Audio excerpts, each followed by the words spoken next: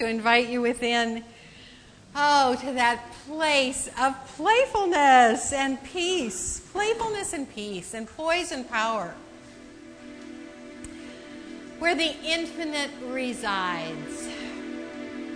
The infinite one. The infinite source. The infinite player of all of the games of life. And knowing that there is no time or place or circumstance or condition that is not infused with this one power which is always good, this one intelligence that holds all knowledge, and the power that is so vast that it can create anything. That is my source right now. It is what is living through me. And I know the same for each person here. Powerful, unrepeatable miracles of God. And so as we center ourselves in this wonderful spring month of April, knowing that the land is nurtured with the showers and that we are nurtured by each other's love as it pours from our eyes, we allow ourselves to dream of a life that we would love to live. And as we dream with that assurance that it is the Father's good pleasure to give us the kingdom, we begin to see little sprouts of that life that we are dreaming. And as we nurture those little sprouts of that life that we are dreaming, it becomes our life on an ever-increasing trajectory of joy and peace. And so this is what I claim for myself. This is what I am living right now. And I claim it for everyone here, too, that says me too in their own heart. Because nothing stands in the way of this perfect dream of life coming into being. It is the most natural thing in the world for us to traverse the days moving ever upward. And so this is what I claim.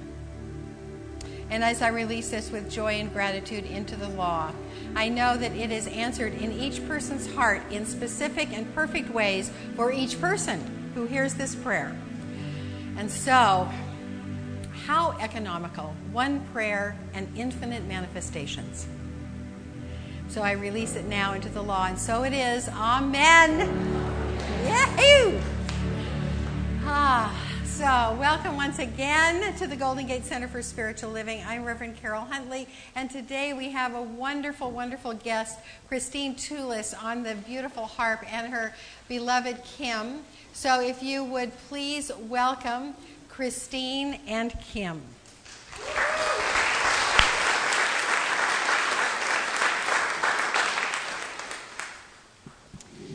Thank you, everyone. We're so delighted to be here with you today. In fact, this is a manifestation of our dream because we love to share our music. And we recently moved to Marin County. We have a home in San Anselmo, and I have a healing studio there. And we also travel all over the United States sharing our music. And please visit us afterwards. We have a table with some CDs and some information about my healing sessions, and happy to share that with you. So this first piece is called Radiant Spirit of Love. Please enjoy.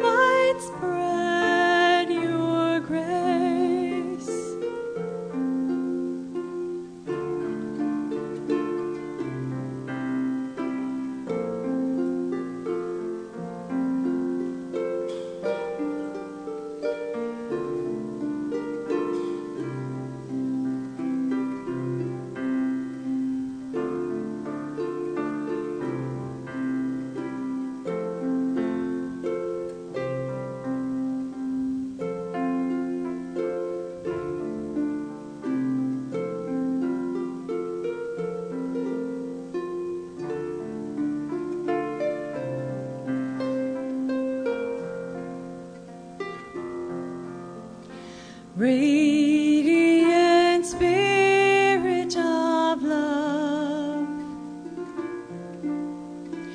source of goodness and light, your beauty shines like a diamond in the hidden chambers of my heart.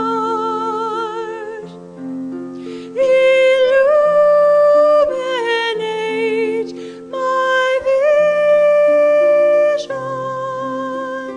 Teach me the path of love. Help me embody your beautiful ways, that I might bring your grace. Help me embody your beautiful ways, that I might be your grace.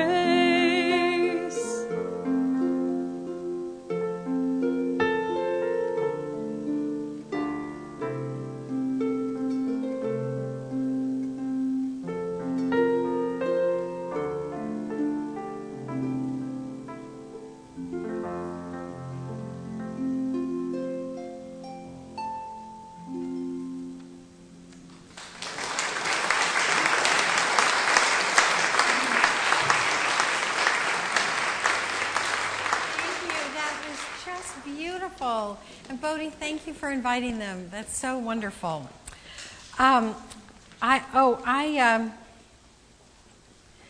This was their introduction, which I didn't read. But we all know now that they help people connect with their divine presence. So, thank you. I'm going to start the announcements today, but first, I'd like to just have everybody turn to these little beings, the playful little ones and big ones, and know that these are our teachers. These are our little wise, playful Buddhas right there. So just wave to them as they go to their own lesson. And so I'm beginning the announcements today because I have a gratitude. And, you probably don't know it. There's just a few people that know this in the center right now, but we have a new social media team. And this was inspired because my college daughter was here for spring break, and she knows, a lot about those little things that you do on a keyboard, and, with letters. And so she said, well, why don't we have a team get together when I'm here? And so last Sunday after church, we started the team, and the team was so excited that we had a second meeting on Tuesday. So just to let you know, we now have 2 Facebook pages. We have a private page, which is just for the community, where you can say, I'm going to be going on vacation, I need a house sitter, or something that you would just like to have your community know. And then we have a fan page that has a lot of information about upcoming events. And so I'm just so happy about that. And very soon we'll open up this social media team to other people who are very savvy about this, because we have a lot of plans that are unfolding. We have a meetup group that's, I don't even know how to say that, but it's very wonderful. And so we'll be giving you more information, but visit us on Facebook, please, and start a conversation if you would. I also would like you to know that we have a booth at the New Living Expo that's coming up at the end of the month, and that is the last Friday, Saturday, and Sunday of April. And in the booth, we are going to have practitioners that are there for 3-hour blocks throughout the weekend, but we need another person at the booth that can just welcome people and answer questions. And if you don't know the answer to the question, that's why we have a practitioner there. But if you would be interested in staffing a booth for a 3-hour segment at the events table, please, there is a sign-up sheet. And thank you so much to Lori Greer for making this happen for us. Where's the Lori? There she is. Yes. Good. Michael.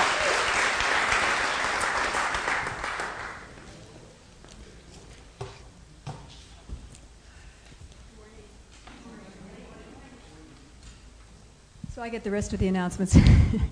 And the most important one, in my mind at least, is that we'll be starting a new round of classes in May. And at our education table, which is right there, the green one, we have this flyer for you. We will be offering Visioning and the Roots of Science of Mind, both starting in the first week in May. And Janet Ryan, who's teaching Visioning, is going to talk to us a little bit about that.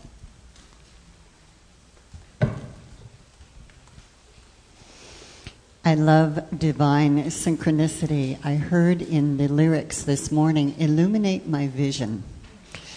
The 8-week visioning class does exactly that. Takes us deeply into the center of the heart of the divine that is within, that sees beyond any story, any limitation, any conditioning, and through that access point, we have an opening to view ourselves as never before. New vistas in work, career, expression, love, relationship, all manner of opportunities to see ourselves anew. How perfect for the spring. It starts in early May. I will be at the education table. If you're at all interested, if you're even getting a little glimmer right now that this sounds good to you, come visit me. I'll share information with you and sign you up for a wonderful, life-changing class.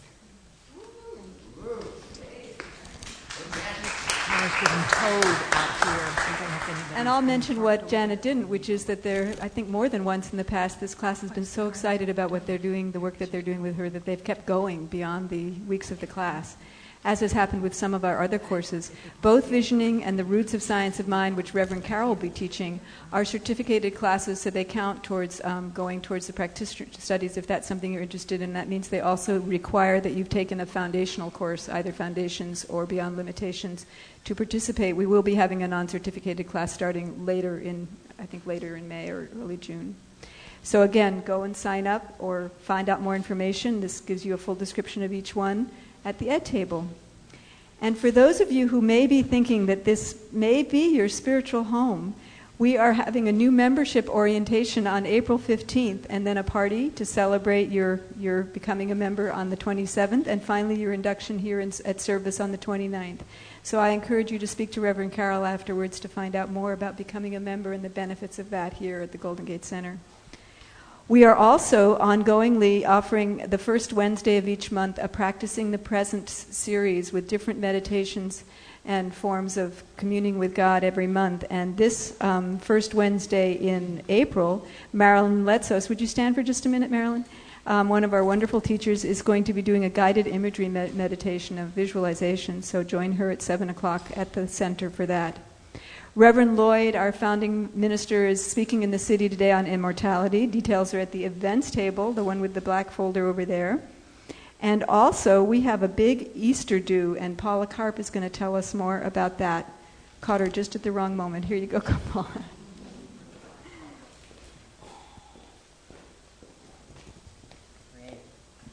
Thank you. Good morning, everybody.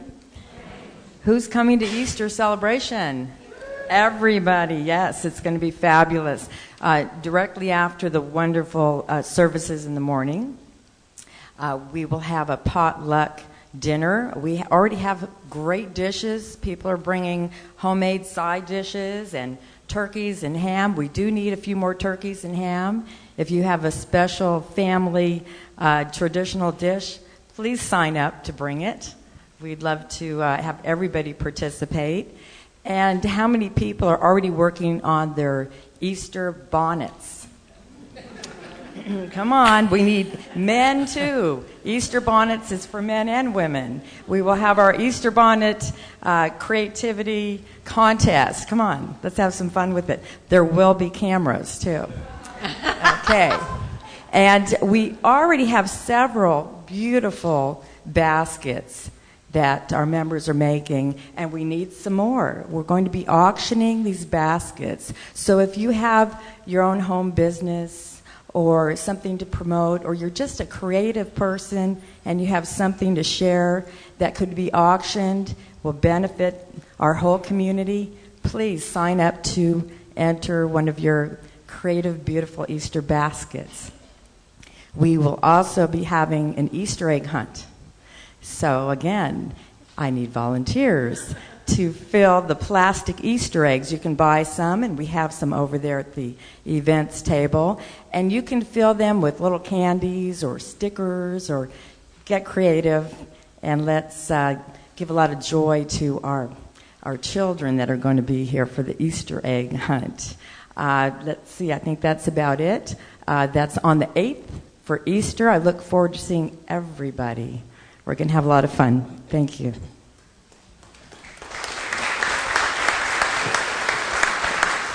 And in case you haven't put it together, that's next Sunday, so sign up today at the events table over there. And everything else that you want to know about what's going on at this community is in your bulletin. And finally, for those of you who are here for the first time, we welcome you, and we know that you are an unrepeatable miracle of life itself, that you are here to connect with us today. And Reverend Karyl would love to see you at the newcomers table after the service. And finally, it is my great pleasure to introduce to you our wonderful spiritual leader, Reverend Karyl Huntley.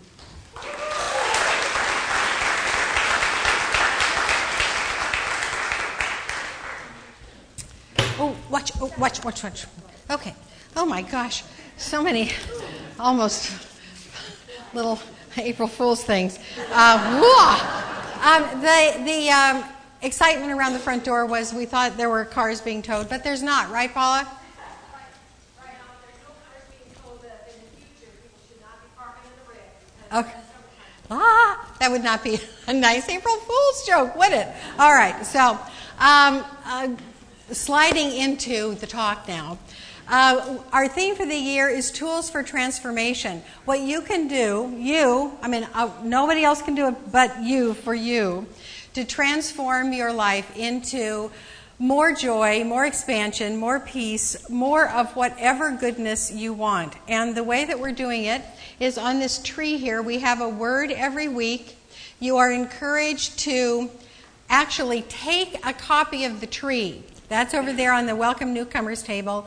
Write in the words, write yourself an affirmation and a declaration of how you will operate with this word in your life, because you have to do something different in order to get something different in your life, right? Right.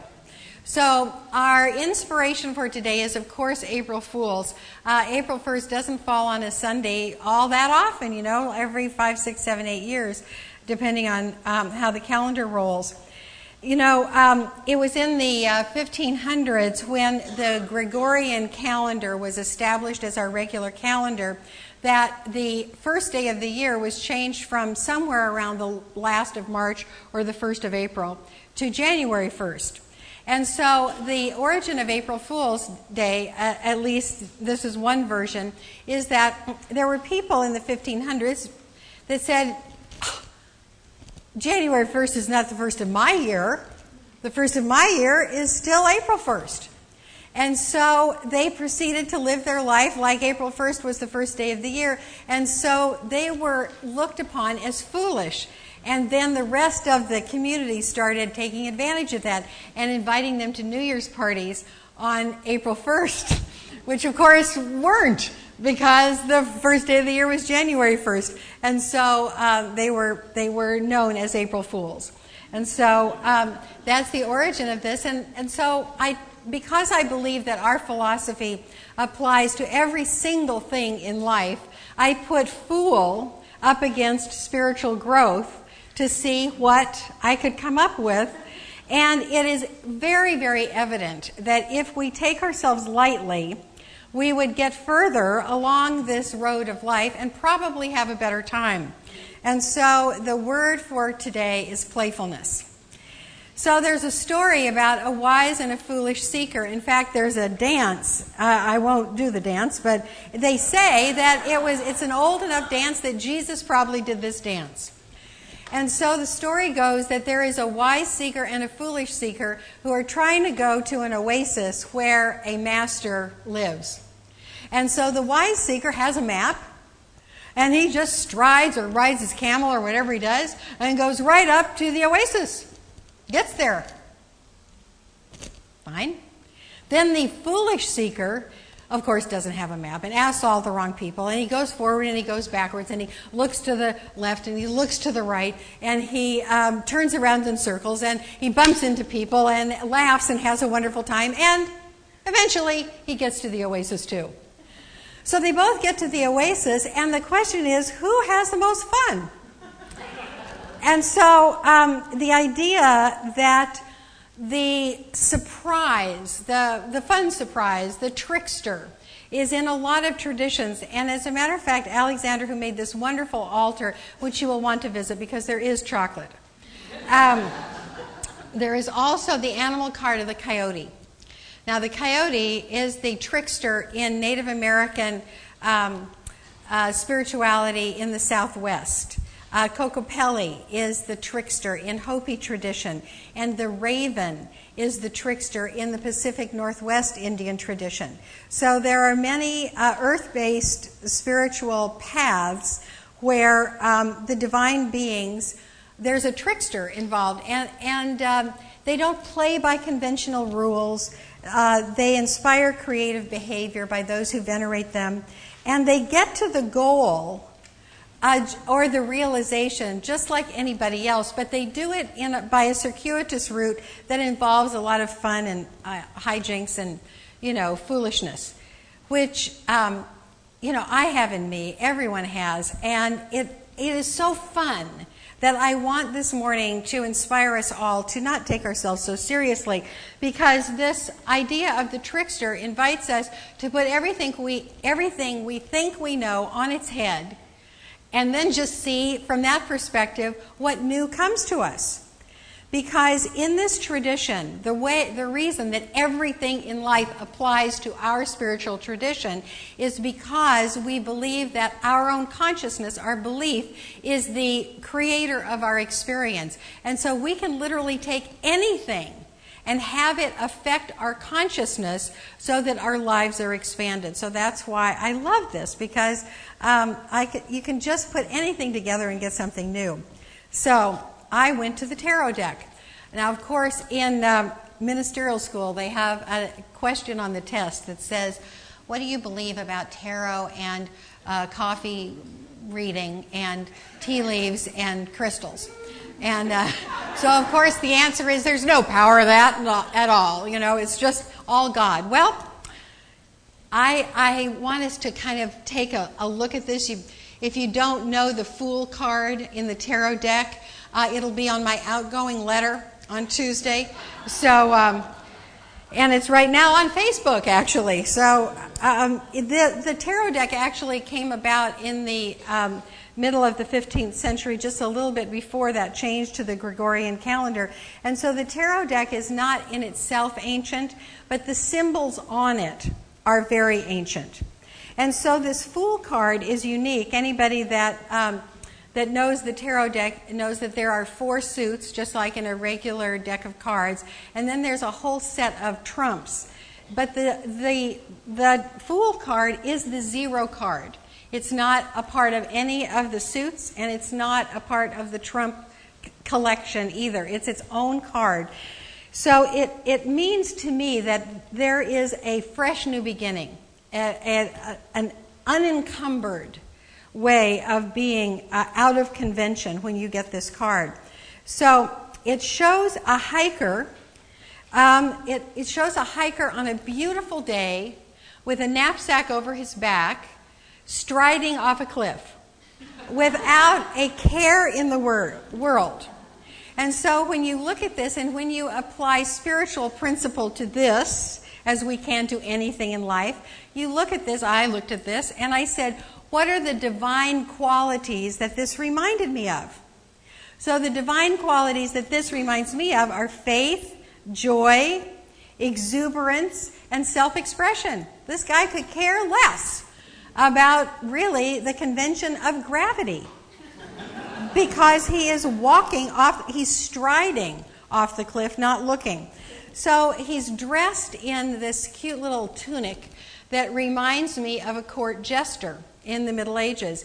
And the court jester held a very special position in society because the jester could move in the realms of the poor, go into the poor homes, and he himself was probably poor, but he could also play an instrument in the courts of the kings. And he was sort of trusted both in the realms of the poor and the realms of the rich. So he was able to move, this is the fool now, the jester, the fool. So apply this to yourself if you hold yourself as being a fool, and I hope every one of us does by the end of this morning.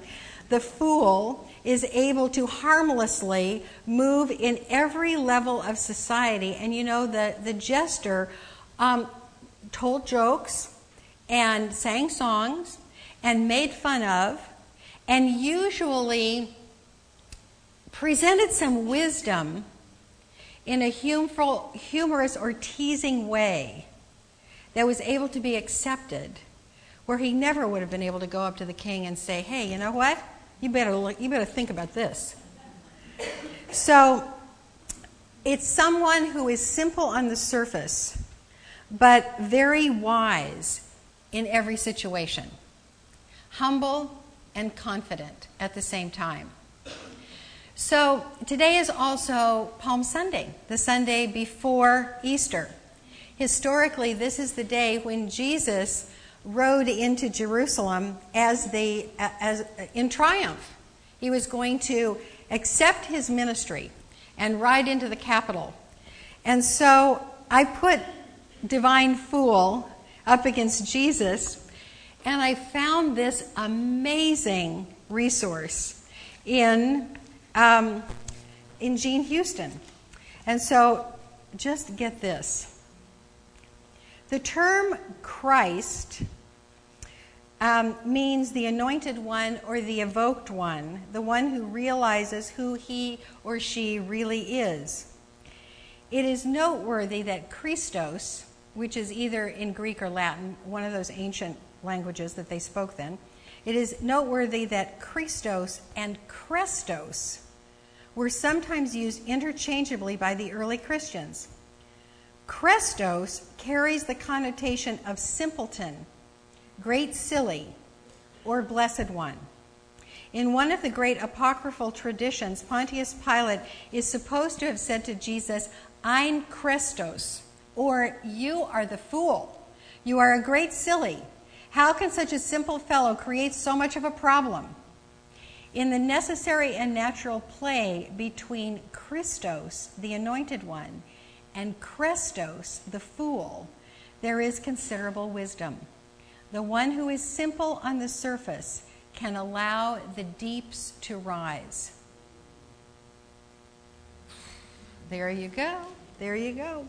So our mission then is to be able to laugh at oneself, to not take ourselves so seriously, to empty ourselves of self-importance, and to because, you know, Jesus said, I of myself can do nothing. So this I that is so involved with the ego that, you know, you just can't be silly when your ego is blaring. So you just let that take a nap, take a time out, and be silly and move through life with this great simple receptivity to your good. And Joyce Thompson has a story about that. In class, our wonderful Prosperity Plus class, she told about this wonderful, well, she'll tell you. It's a wonderful story, and it's a simple acceptance of good. So there you go, girl. So, important background to this is I love to be in nature. I love animals, especially border collies and horses. and I love to kayak. So about a week and a half ago, I was at home doing some paperwork, and I really, really, really needed to go out for a walk and get some fresh air. And I kept putting it off. I'd just do one more thing, and this went on for a couple hours. So finally, I got out for my walk. I live right next to the Richardson Bay, and I'm walking along the water, and I'm thinking, oh, this is such a beautiful day.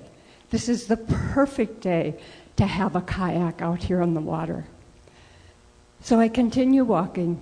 Oh, and I ask the question to myself, how can I manifest having a place to keep a kayak? Because I live in an apartment, I don't have a garage, I have no place to keep a kayak. So I continue walking, I'm watching the dogs, I'm talking, nodding to people along the way, and I come to a bridge that separates the two parts of the park.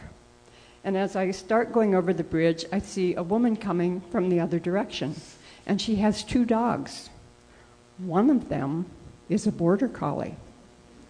So of course I had to stop and try to make friends and chat with this woman. And she said, you know, I'm so upset. I just realized I'm going away for 2 weeks in May, and my regular dog sitter is not available. So I go. So we talk more, and she says, well, I live right over there. I says, oh, those townhouses over there? Yes. I said, gee, I've thought for years it would be lovely to live in one of those townhouses. So she says, come and take care of my dogs, and you'll have the experience of living there. See if you like it. So I'm going, wow, this is great. So I said, do you happen to have a kayak? Because she's only, like 20 yards off of the water on the other side of the park. And she said, yes, I do. I said, do you happen to have room to house another kayak? She said, yes, I do. I have a 2-car garage, and I only have 1 car in it. And besides, my kayak's down at the neighbor's house because he has lifts for it to put it up on the ceiling, so it's easier to get it on my car. So I'm thinking, wow, this is 3 for 3 now. Dare I ask? I said, I've been trying to manifest a horse to love.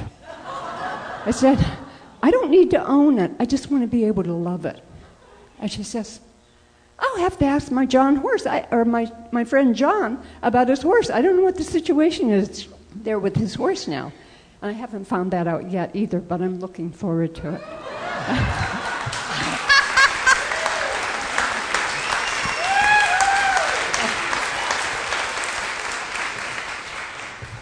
See how easy that is?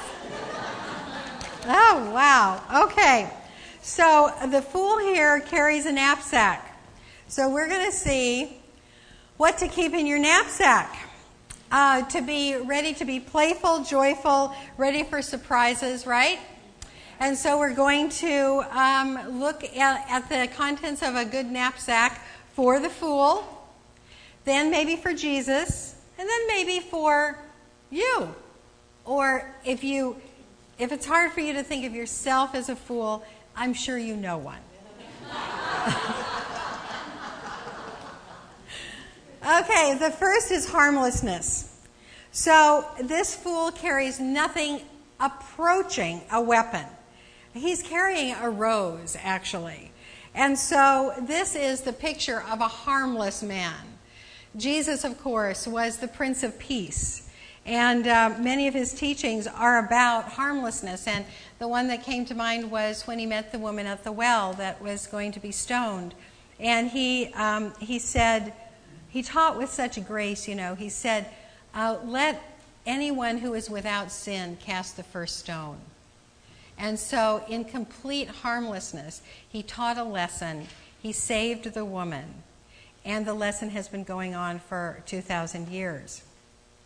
So for us, for you and for me, we become more and more harmless as we know ourselves better and better. Because as we know ourselves better and better, the buttons that we have to push become disarmed. And so if you have a button that can be pushed and you react in anger, that makes you unsafe. Because if you don't watch it, it can be activated at any time. But as we know ourselves better and better, then the buttons just disengage. A fool has no buttons. Any attack just rolls right over his head with a laugh. So try this out. I want you to say with me, or I'll say it first, then you say it. I am harmless to all.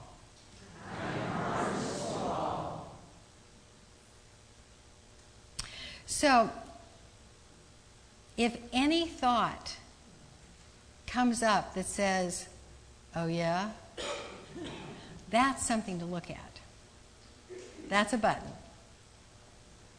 So the next aspect of what to keep in your knapsack is ease. This is really a graceful fool. I mean, the stance is one of absolute grace. He's not burdened by anything. He moves easily through the world. And Jesus, of course, moved easily through the worlds. He was here, then he wasn't, then he was here. And actually, I've heard Jean Houston talk about the death, the life, the death, and the rebirth of Jesus as a fool's journey. It's like, oopsie daisy, we thought he was dead. Nope, he's not.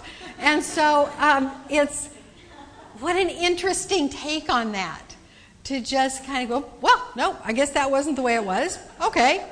So for you, or a fool that you know, to move easily through the world, the focus is really off of themselves. It is when we think about ourselves and we think about who's hurt us and we think about who's done us wrong, that our ego gets activated and that we become on the defensive and we start feeling sorry for ourselves and we start, watching out. A fool has none of this. We've got to watch out for that.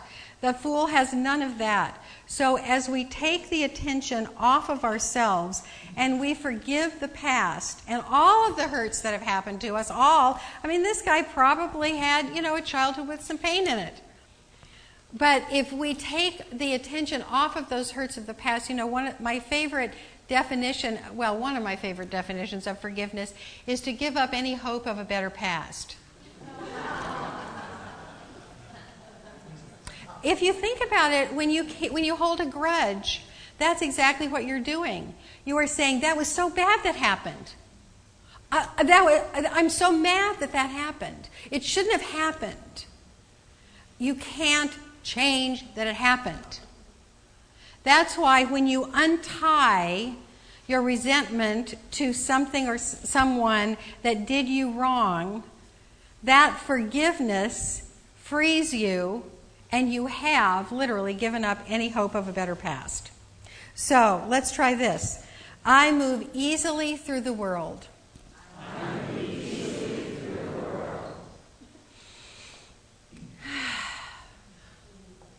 And personal work, when you do affirmations, personal work is listening after you say an affirmation, right? Because if you say an affirmation and there is any argument within you, it will come up as a slight discomfort. This is one of the ways of being your own therapist, being your own practitioner, is to know inside when you are completely comfortable and to know inside when you are not completely comfortable. That's another aspect of the fool, completely comfortable. But if you are not completely comfortable when you see something, witness something, hear something, or say something, then there is a lesson involved. Because we are made to be comfortable in the world. We are made to be at ease in the world. If you are not at ease every moment, it is because you have come up against a lie that you believe. And if this little pattern sounds so fascinating to you that you really want to work with it, see a practitioner. And just say, something happened the other day, I felt kind of funny, and I want to explore it with you. They know how to do that. Okay, next in our knapsack is lightheartedness. This guy has a spring in his step. In the New Testament, Jesus said, "Be of good cheer" 3 times. And they were all disturbing moments. One was when he was healing the person of palsy and the shakes. And he said, "Son, be of good cheer. Your sins are forgiven." So why that followed about the sins, that's a whole other talk. But here this person had been ravaged by this disease his whole life. And, Jesus did whatever he did to heal and said, "Come on, be of good cheer. Go on, go." The next time in the New Testament that he said that was when there was the storm on the lake and his disciples were in the boat. And they saw Jesus walking towards them on the water in the storm. Freaked the disciples out. And Jesus said, "Be of good cheer, it's me." Go read it. It's something very like that. And then the last time those 2 are in the book of Matthew. Then in the book of John, there is this wonderful quote. It says, Jesus said, "In the world ye shall have tribulation, but be of good cheer." See? Lightheartedness in the fool. It looks at disturbances in life, and they don't matter very much. Just be of good cheer nonetheless. And so I'm Francine. Where are you, Francine? Francine has a short story about lightheartedness, which all of you can practice this afternoon. Yeah. I wanted to actually talk to you about giving more money at the No. church. Oh. No! April Fools! Good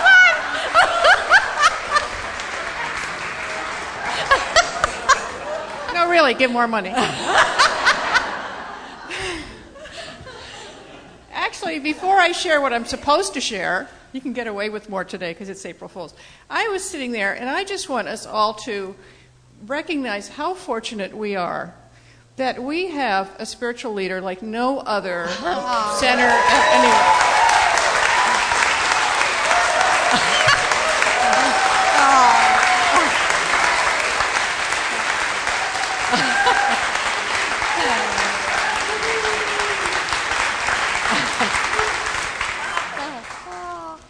Because in every other church of religious science, they get a little bit more purist religious science, and we get the richness of Karyl, who understands ancient wisdom like no one else, who pulls from all of these places and things we're not even supposed to talk about.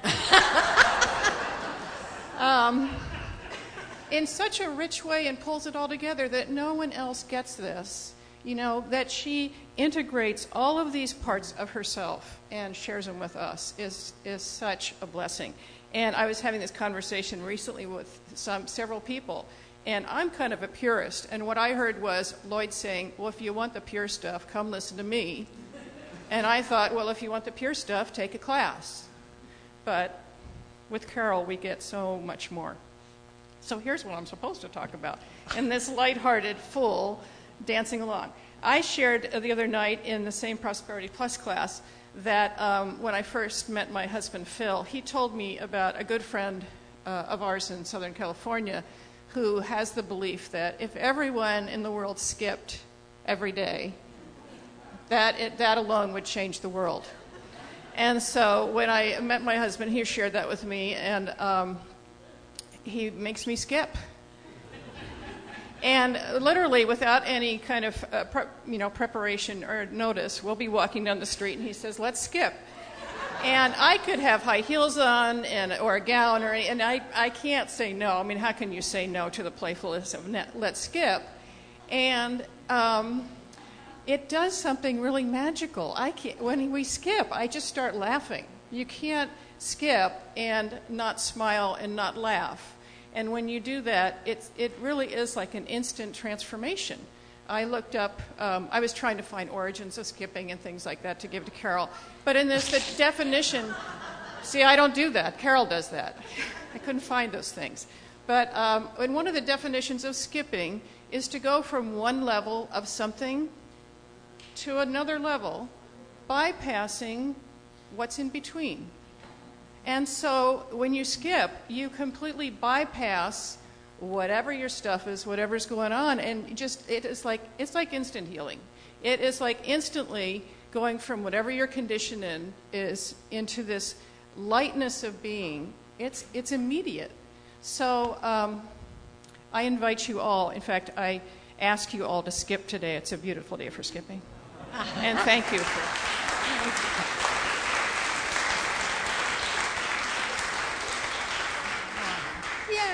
Thank you. Okay, so here we go. I am lighthearted. Yes! I didn't hear any argument with that at all. Preparedness.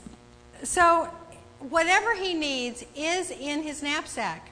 He is prepared. He has all he needs in the knapsack and in his consciousness, because his consciousness is one of not leaping to his death, but embracing what life has for him. And Jesus, the Christ, certainly had all he needed in his consciousness to lead a 2,000-year-old movement. And for you and for the fools in your life, that's really what we're here for, is to be prepared for any occurrence in life, anything. And so far, harmlessness, ease, and lightheartedness would help us with, think back. Think back to when you had a problem. And if you had harmlessness, ease, and lightheartedness in your knapsack, wouldn't it have been easier? And now you do. You're prepared. So let's say, I am prepared for life. I am prepared for life. Okay. Think. Any? Oh, yeah? Any? Oh, yeah? Take a look at that. And then last, of course, is faith. The fool has the faith, as the saying goes, that either the ground will rise to meet him or he will be taught to fly. And that is what faith is. That's what Jesus taught. And that is the faith that we are never alone, the faith that we have all that we need. And in, I think it's in Acts, when it said, let the mind be in you that was in a Christ Jesus, that's what that means, is to have the faith that nothing bad can ever, ever, ever happen to you. That you are a part of this infinite God presence no matter what. So I am filled with faith. And we might have a little work to do on that one, right? Okay. So in conclusion, the picture that we have of what happens on Palm Sunday, or anybody that studied the Bible or went to Sunday school, is that Jesus rides into Jerusalem on a donkey. And the people laid down palm fronds for the donkey to walk upon, and his entourage. I guess the disciples were following him. Somebody was leading the donkey. So and I have a picture of this actually up on my personal website, which is Ancient Wisdom Online, the Facebook page, if you want to see this. I got a great picture, a great snap, of Jesus riding into Jerusalem on a donkey. And God, you guys, that was an April Fool's joke. They didn't have cameras. But, come on. So, here is this big man in a big robe on this little donkey, clearly outweighing the donkey. Now, yes, it says in the Old Testament that the Savior will come riding on a donkey. An ass is the word, I think. But anyway, when you look at that picture, it's funny. Because he is riding into Jerusalem to accept the ministry. He is in triumph. Would you not think he would come on a stallion? or an elephant, or, a camel, something, not a donkey. The donkey is like a smallish, humorous, ornery, argumentative little animal. Humble. And so this idea of being the fool and looking at perhaps some unlikely evidence of support in your own life. As unlikely as a donkey under Jesus. What could be something that you have taken not as divine support, but as this foolish, simple, lighthearted, happy, non-ego-based fool? You go, hey, that's pretty cool that that's in my life. So, April Fool. And let's turn within for the inner work. And the vision casting to see a world of fools. What a wonderful thing. So as we take this lesson, when something's true, it's true everywhere. It's true in the tarot, it's true in the Bible, it's true in our own experience. And as we have carried in our knapsack now, harmlessness, ease, lightheartedness, preparedness, and faith, we are fully prepared to be the great fool, the silly one on the surface with the depths opening up. And so how this wisdom plays out for each and every person in this room, I know not, but I know it is available. And in fact, I see a world in which no one takes themselves very somberly. I see a world in which everyone skips every day. I see a world in which someone says, I would like to see a border collie, a place for my kayak, and a horse today. And it all happens. I see a world in which the unlikely majesty of each other shines through. That unlikely majesty that has the red nose of a clown, the baggy pants, the simple surface, and the depths within. I see a world where playfulness is reinstated. I see a world in which a political figure can tell a joke and everybody just simply laughs and doesn't make it mean something else. I see a world in which the harmlessness of people is the first thing that is presented. I see a world where joy has a chance of bubbling over every day, where there is exuberance, where we absolutely marvel at each other's odd, interesting, silly, and deep self-expression. A world in which we can all play the fool and be raised up for it. Blessed be.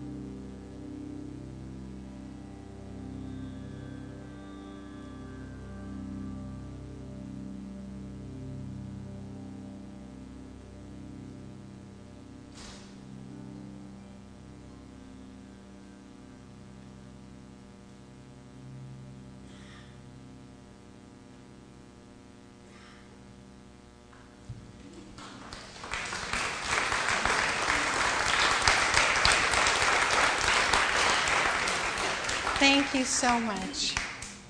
Would the ushers please get ready to receive the tithes and offerings? And no fooling, we are so grateful for all of the tithes and support that you give to each other, because that is really what it is. The money that comes into these baskets creates this community and all that we pay for. So it is you supporting each other. So if you would just hold your gift in your hands and focus on some support in your life that you would like. And just know that that is available to you through the generosity of spirit and the outpicturing of that spirit in every person and condition on this planet. And so the path to your fulfillment is wide and straight right to you. And as you give, that path becomes more and more illuminated and wider and wiser. And so I give thanks for all of these gifts and the sweethearts that give them. And so it is. Would the ushers please receive the gifts?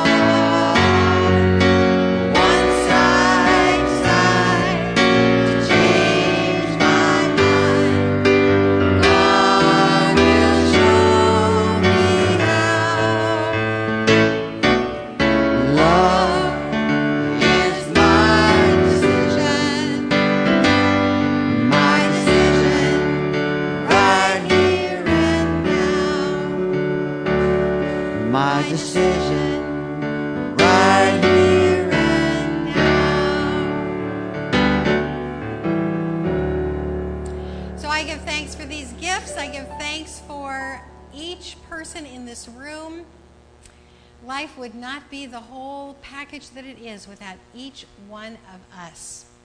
And so as we move out into this day, we go with the blessings of each other in our knapsack. And so it is.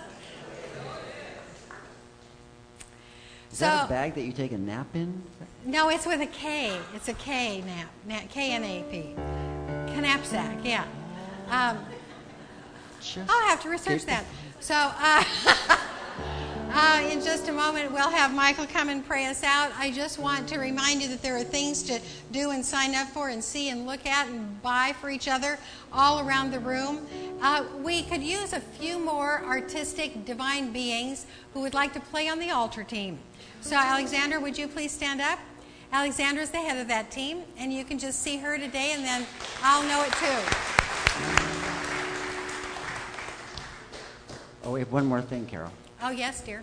Lulu, skip to my Lulu, Lulu, skip to my Lulu, Lulu, skip to my Lulu, skip to my Lulu, my darling.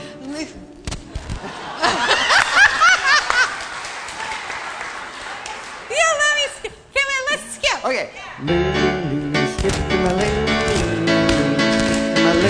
Lulu, skip to my Lulu, skip to my Lulu, my darling.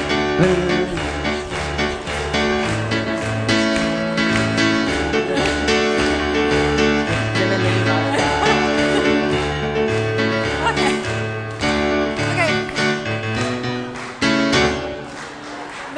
Follow that. It's almost out of control. Would the practitioners please come forward? And the practitioners coming forward are those who have given of their time freely to you today. So if there's anything on your heart that you would like to play with further, please see them after the service at that table back there. And with the other practitioners, please surround us to hold the high consciousness. To hold the high consciousness of that fool, of that innocence. And so I invite you to join me in spiritual mind treatment. Knowing that there is one life, that in this moment that the wind is suddenly stilled and the air invisibly, unmovingly still. I remember that it is full of whatever has blown here from the other side of the planet, of whatever has blown up here from the earth and down from the skies. And that this air ties me to this planet, enters me, leaves me as something else, ties me to everything, to the trees, to the rocks, to the dust, to all things, the insects, the other people, everything out of which it is made. I am inevitably, irrevocably tied to this universe of universes. I do not simply walk upon the earth. I breathe it in. I am so deeply connected to it that my very life depends upon it. And as I know this for myself, so I know it for each one. I know that each one in this room is tied to the life of the universe of universes, to the one, to the endless giver, to the infinite loving being, beingness that is life itself. And so I speak my word for each of us, and I call forth that opening in consciousness that enables us to return to that innocence, to know in life itself and in our deepest heart not only that lightheartedness, but that harmlessness, that is the innocence of that which is made by a source that knows only good, that knows only harmony, that knows only harmlessness, that knows only the joy of the light at heart and the ease of perfection. And I celebrate this. I celebrate that in each heart that is able and willing to open now, to align with, to surrender into, to embrace, to welcome, to proclaim and claim that opening to the infinite good that allows us to experience more of it each and every day. And so I release this, my word, to its law, to the law of mind that simply takes that opening and rushes in to fill it up with good. And so it does now, and so it is.